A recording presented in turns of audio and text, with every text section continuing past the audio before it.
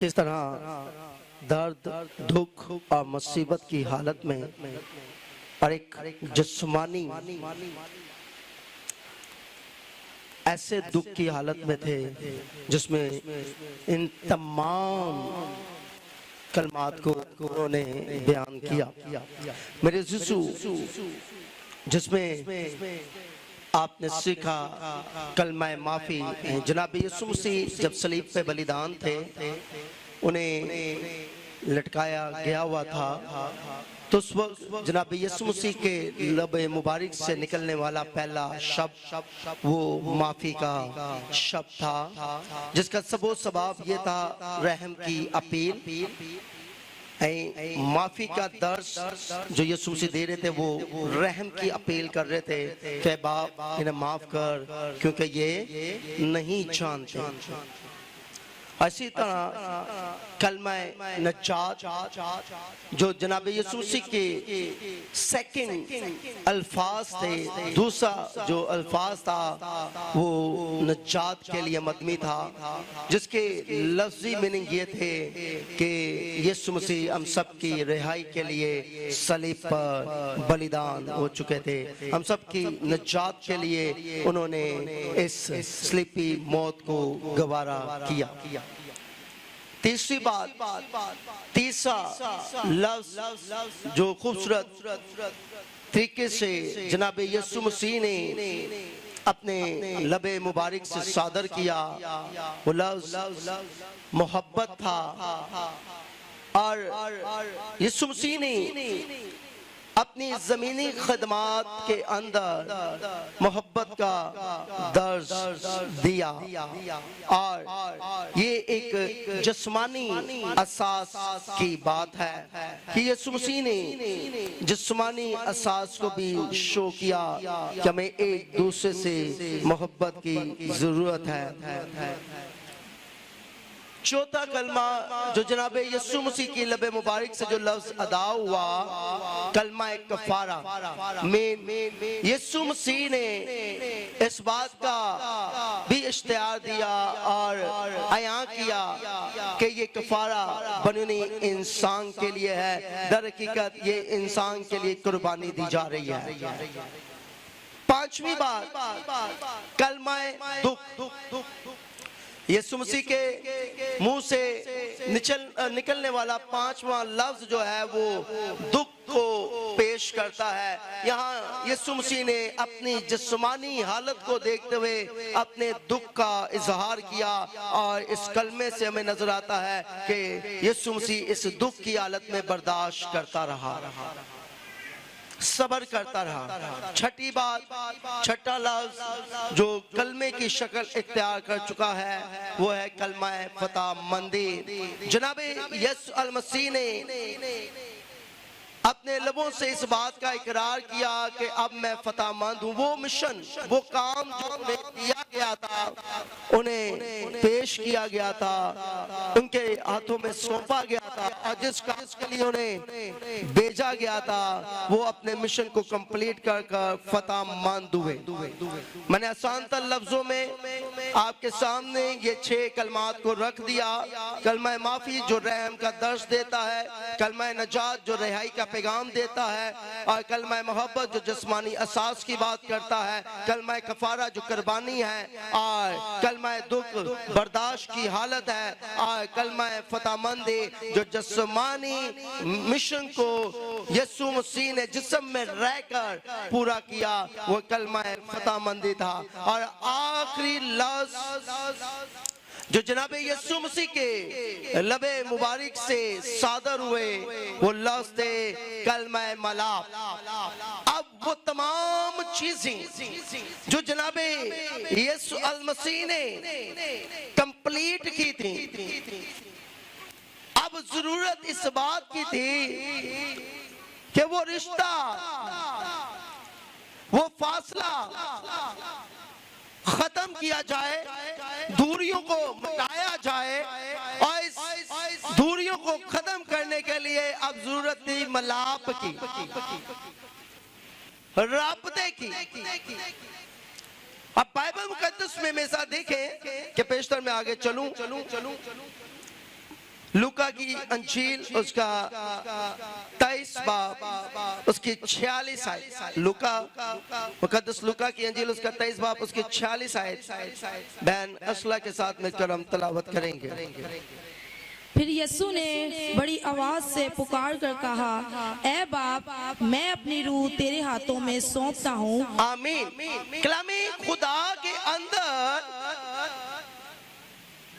हमें ये बात वाजिया तौर पे मिलती है कि जनाबे यीशु अल मसीह जब अपनी तमाम जिम्मेदारियों को पूरा कर चुके, उन तमाम कामों को सर अंजाम दे चुके जो उनके सुपुर्द किए गए थे और जिस काम के लिए उन्हें दुनिया में भेजा गया और मुकर्रर किया गया, जब उस काम को सर अंजाम दे चुके तो उसके बाद उन्होंने खूबसूरत लफ्जों में कहा, आए बाप, मैं अपनी रूह तेरे हाथों में सौंपता हूं। गौर कीजिए, क्या ही खूबसूरत बात हमें नजर आती है वफादारी की कि एक बेटा बाप की वफादारी में वो काम जो उसके सुपुर्द किया गया कि वो माफी का दर्ज दे, वो निजात के लिए पैगाम दे, वो जिस्मानी अहसास की मोहब्बत को जाहिर करे और वो इनके लिए कुर्बान दे और उसके बाद वो इनके लिए दुखों को झेले और झेलने के बाद वो अपने काम को कंप्लीट करते हुए फतहमंद होकर अब अपना मिलाप फिर अपने बाप के साथ करे। ये ऐसा ही अमल है जैसे कि कोई बाप अपने बच्चे को कहता है कि ये काम इतने वक्त में हो जाना चाहिए और जैसे ही काम हो जाता है तो बेटा वापस लौट कर कहता है कि बाप, मैंने तेरे दिया हुआ काम क्या किया है, पूरा किया है, अब मैं फिर तेरे ताबे हूँ। और यहाँ जनाब यीशु अल मसीह ने भी बड़ी खूबसूरत बात बयान करते हुए कहा, बाप को ऑनर देते हुए कहा, इज्जत देते हुए कहा कि ऐ बाप, मैं अपनी रूह तेरे हाथों में सौंपता हूँ। तूने मुझे दुनिया में भेजा ताकि मैं तेरे काम को सर अंजाम दूं और बतौर वफादार होने के नाते मैंने इस काम को दिया है। और आज ये 7 कलमात जो है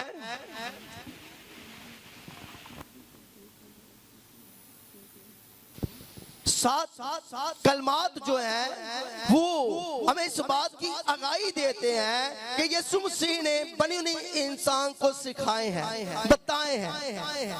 मेरे अजीजों, बतौर एक मसीह होने के नाते, बतौर एक इंसान होने के नाते, ईमानदार होने के नाते हमें इन बातों पर अमल करने की जरूरत है। आप देखिए, लड़ी से लड़ी है। माफी का पैगाम इसलिए था कि हम नजात पाएं। जो लोग एक दूसरे को माफ नहीं करते नजात नहीं पाते, और जो नजात पाते हैं उनमें मोहब्बत का दर्ज आता है, और जिनके अंदर मोहब्बत का दर्ज होता है वो कुर्बानियों को समझते हैं, उन्हें मालूम है, और जो कुर्बानी देते हैं वो दुखों में से गुजरते हैं, और जो दुखों में से गुजरते हैं वही तो फतहमंद लोग होते हैं। और जनाब यीशु मसीह ने सारे अमल को दोहराया, फतह को हासिल करने के लिए तमाम स्टेपों से वो गुजरे, और गुजरने के बाद अब वक्त था कि वो गुनाह की दस्तावेज, वो तमाम गुनाह नाफरमानियां जब यीशु मसीह ने अपने कांधा पर लाद ली हैं और उठाकर वो उस पहाड़ी की ओर बढ़ते हैं जहां हम सब के लिए उन्होंने बलिदान देना था, हम सब के लिए उन्होंने अपनी जान का फिदिया देना था। मेरे अजीजों, अब जरूरत थी कि उन तमाम कामों को पूरा करता हुआ इंसान का मिलाप खुदावंद से कराया जाए। हालेलुया।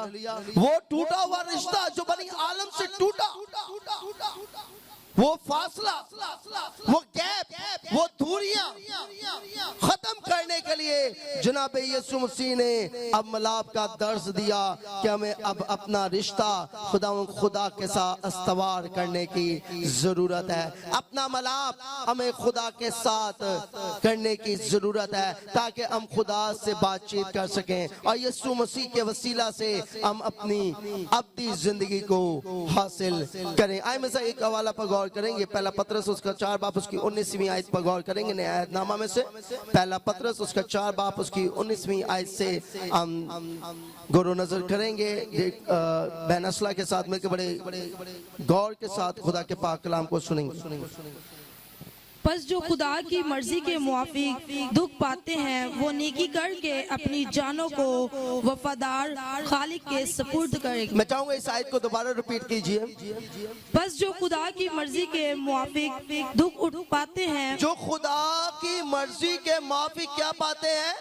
दुख पाते हैं, दुख उठाते हैं। आगे वो नेकी करके अपनी जानों को वफादार खालिक के सपुर्द, और वो नेकी कर कर अपनी जानों को वफादार खालिक के हाथों में क्या करते हैं? स्पुर्द करते हैं। मेरे अजीजों, खुदावंद यीशु मसीह जो रास्तबाज है, जो रास्ते का बकर लगाता है और रास्ते की तालीम देता है, और ये ईमानदारी का तकाजा है कि उन्होंने तमाम कामों को पूरा करने के बाद, नेकियां करने के बाद, रहम करने के बाद, मोहब्बत करने के बाद, कुर्बानी देने के बाद, और उसके बाद दुख उठाने के बाद, फतहमंद होने के बाद उन्होंने अपनी रूह खाल के मालिक के हाथों में सौंप दी है। उन्होंने अपने आप को पेश कर दिया है। आज हम इस दुनिया में दुख उठाते हैं। कभी किसी ने ये कहा है कि खुदावंद मैं अपना बदन तेरे हाथों में देती हूँ, अपनी रूह तेरे हाथों में देता हूँ। तू मेरे बदन का मालिक है, तू मेरी रूह का मालिक है, तू खालिक है, तू तबीब आजम है। और खुदावंद यीशु मसीह ने बड़ी खूबसूरत लफ्जों में कहा, और बाइबल मुकद्दस पहला पत्रस उसके 4 बाब उसकी 19वीं आयत में लिखा है कि खाल के हकीकी के हाथ में वो अपनी रूह को सौंप देते हैं। और यीशु मसीह ने अपनी रूह मालिक का मोहब्बत सब कुछ बर्दाश्त करती रहती है। यीशु मसीह ने ये दर्द इसलिए दिए, अलूयत से बशरियत में आकर जिस्म इख्तियार करते हुए यीशु मसीह ने इन तमाम सब बातों पर अमल किया है। और एंड में मैं ये प्रैक्टिकल करके दिखाया, मैं दिखाया, बताया, सिखाया कि हमें अपनी रूह खाल के हकीकी के हाथों में सौंपनी है। ये वफादारी है, जान देने तक वफादार रह तो मैं तुझे जिंदगी का ताज दूंगा, ताकि हमारा टूटा हुआ रिश्ता क्या हो जाए जी? बहाल हो जाए। हमारा एक उस्ताद था, उन्होंने हमें सिखाया कि मसीह लोग जो हैं वो मिशनरी लोग हैं। मसीह जो लोग हैं वो मिशनरी लोग हैं। क्यों? उनके पास मिशन है। यीशु मसीह था, उसके पास मिशन था, खल के इंसानियत को बहाल करना है। वो दरार जो गुनाह और नाफरमानी के एवज आ चुकी थी और इंसान और बाप के दरमियान का जो फासला था वो दूरियों में बदल गया था। अब आपको कराने के लिए उन्होंने बेलौस मोहब्बत हमसे की है। आज का दिन मसीह कौम के लिए बहुत अहम दिन है। वो इंसान जो गुनाह के अंदर डसा हुआ था, वो इंसान जो बेरा रवि का शिकार हो चुका था, वो इंसान जो गुमराह हो चुका था, सरकश हो चुका था, आज उनके लिए जिंदगी के दरवाजे खुलने वाले थे। आज उनका शाफी उनके लिए अज़ली कुर्बानी के लिए चढ़ गया था। उसने एक ही दफा अज़ली कुर्बानी देकर अपना बदन बाप की अकल में पेश कर अपने खून को बहाकर मेरी और आपकी अज़ली खलासी करवाई। मेरे अज़ीज़ों, खुदावंद यीशु मसीह ने पूरी दुनिया के लिए एक लाजवाल मोहब्बत को मिलाप के साथ जोड़ दिया। जब आपका मिलाप होगा तो आपका राब्ता होगा। तो इंसान का राब्ता बाप से टूट गया हुआ था, रिश्ते के अंदर गैप आ चुका हुआ था, फासला आ चुका था, दरार आ चुकी हुई थी।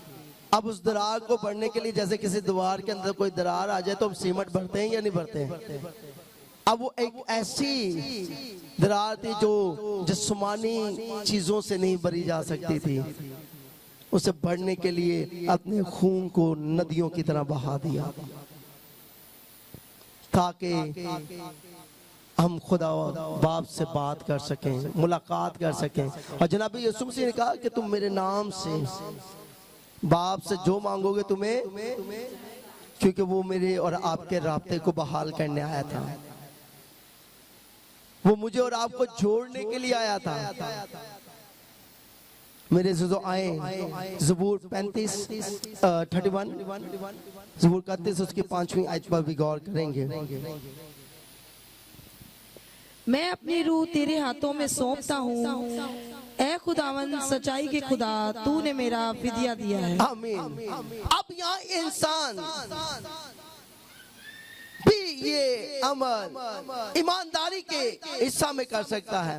ज़बूर 29 में खुदा का बंदा दाऊद कहता है, मैं अपनी रूह तेरे हाथों में सौंपता हूँ, क्योंकि आज से 2000 साल पहले तूने मेरे लिए फिदिया दिया है। हम अपनी रूहों को खुदावन के हाथों में सौंप सकते हैं, जैसे खुदावन यीशु मसीह ने अपनी रूह बाप के हाथों में सौंपी। और यहाँ खुदा का बंदा दाऊद कहता है कि मैं अपनी रूह तेरे हाथों में सौंपता हूँ, क्योंकि तूने मेरे लिए क्या दिया है? फिदिया, नजराना दिया है, कुर्बानी दी है। तो सौंपने का मकसद ये होता है कि अब मैं अपनी खुदी का इनकार कर देता हूँ या अपने आप को तेरे हुजूर सरेंडर कर देता हूँ। तू जाने, तू जो करे मैं एग्री हूँ।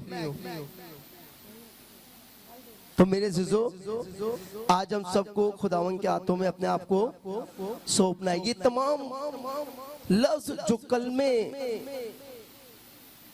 अदा खुदावन यीशु मसीह ने किए हैं, उसमें हर एक बात के अंदर एक लेसन है। अगर आप उस लेसन को नहीं अपनाते, फॉलो नहीं करते हैं, तो आप एक अच्छे मसीह नहीं है। ये तमाम ये सातों चीजें जो है ये लेसन है, और इस लेसन को अपनाने की जरूरत है। यीशु मसीह के मुंह से निकलने वाली तमाम वो बातें जो हैं वो एक सब्जेक्ट है, वो हमारे लिए एक सबक है, और ये भी हमें लेसन दिया गया है। ये जो कलमे है ये लेसन है, इन्हें अपनाने की जरूरत है, कबूल करने की जरूरत है। सिर्फ यहाँ तक नहीं, मुंह तक नहीं, जबान तक नहीं, इन बातों को अपने अंदर उतारने की जरूरत है। तो आप जिंदा हैं, तो आपके अंदर जिंदगी का मालिक है। इसलिए मेरे अज़ीज़ों,